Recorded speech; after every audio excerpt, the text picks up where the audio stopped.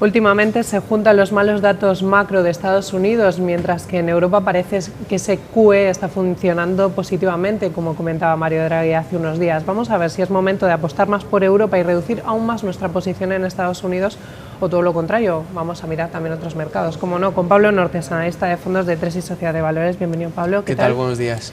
Bueno, llevamos unas semanas en las que los malos datos macro de Estados Unidos, tipo producción industrial, ventas minoristas, incluso el empleo, se han juntado, se han concentrado. En cambio, en Europa, el Banco Central Europeo se vanagloriaba por ese programa de compra de activos que ha hecho que mejore, sobre todo los mercados, de momento. Esto ha hecho que el eurodólar, por ejemplo, rebote.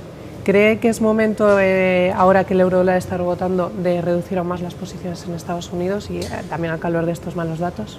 Bueno, yo creo que es normal que los datos en Estados Unidos ahora estén saliendo peor a lo esperado, ¿no? Como bien decías, ventas minoristas, producción industrial, el índice de actividad manufacturera de Nueva York también ha salido peor de lo esperado. Y bueno, eso principalmente viene por dos factores. Por un lado, tenemos la caída del precio del petróleo durante este trimestre, que está provocando que muchas compañías energéticas estén teniendo pérdidas muy significativas por el lado de los beneficios, y por otro lado la fortaleza del dólar. Es algo que todos conocemos. Al final tenemos que tener en cuenta que aproximadamente un 40% de las ventas de compañías estadounidenses del S&P 500 proceden de fuera de Estados Unidos, y aproximadamente otro 20% de las del Russell 2000. Por tanto, es un porcentaje bastante elevado todas esas ventas que vienen de fuera de Estados Unidos. Entonces, en caso de querer tener exposición en Estados Unidos, tendremos que centrarnos más en el mercado doméstico, en el consumo interno. Entonces, bueno, eso habría que hacerlo vía fondos y conociendo la cartera del fondo en cuestión para saber a qué tipo de compañías está expuesto, ya sea banca minorista, consumo discrecional de la región. Y bueno, también es cierto que no podemos dejar a un lado la primera economía mundial, entonces no, claro, sí que sobreponderaríamos la parte europea, pero no dejaríamos de tener un poco de exposición a Estados Unidos, aunque nosotros, por ejemplo, sí que hemos ido reduciendo gradualmente la exposición a Estados Unidos según el dólar se iba apreciando. ¿Y cuál es su visión sobre otro mercado, el chino? Porque, por ejemplo, en lo que llevamos de año, el principal índice de la bolsa de China está subiendo más de un 20%.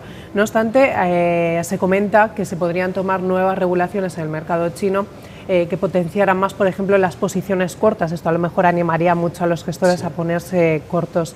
¿Cree que es momento de apostar por China o esta nueva regulación arroja, si cabe, más incertidumbre sobre el mercado chino? Bueno, todo esto viene por la aceptación del gobierno de China, por el permiso que ha dado a entrar a fondos domésticos al mercado de Hong Kong, ¿no? Esto ha supuesto una entrada de flujos muy fuerte dentro de estas bolsas y existía un gap, un hueco de valoración que, bueno, se ha rellenado de una forma muy importante especialmente durante estas últimas semanas, ¿no? Pero a ellos se le suman otros factores, como son la posibilidad de que una economía que está creciendo al 7% interanual todavía tenga en consideración la posibilidad de tomar nuevas medidas de estímulo. Entonces, por un lado tenemos flujos por parte de China hacia Hong Kong, tenemos flujos, o sea, la atención ahora está puesta en ese mercado, entonces todos estamos mirando hacia allá porque son unos índices que están subiendo mucho, y no deja de ser una economía que todavía está apoyada pues tanto por el gobierno como por los propios datos, que al final, bueno, no son tan... se lleva mucho tiempo hablando del hard o el soft landing de China, pero no deja de ser una economía que crece al 7%, por tanto, las perspectivas para ese mercado son buenas. No obstante, ¿esto qué significa también? Pues que entre mucho inversor especulativo y, bueno, eso suponga un extra de volatilidad, y con las noticias que conocíamos esta mañana, pues todavía más, ¿no? Entonces, bueno, nosotros sí que somos partidarios de estar en la región asiática, pero no invertir de una forma directa en China. Es decir, sería a través de fondos, que la exposición a China sea a través de empresas que tengan sentido, porque al final todo se tiene que dirigir hacia una inversión desde el punto de vista fundamental, y, bueno, que tenga una diversificación el fondo de inversión. Entonces no entraríamos en China de manera geográfica directa, lo haríamos de una manera más diversificada. Esa es la clave, de diversificación siempre. Vamos a hablar de fondos concretos en este momento, de tipologías de fondos concretos. Los fondos garantizados. En este trimestre hay grandes vencimientos de estos fondos. ¿Qué recomendaría a alguien que tiene un garantizado y le vence ahora mismo?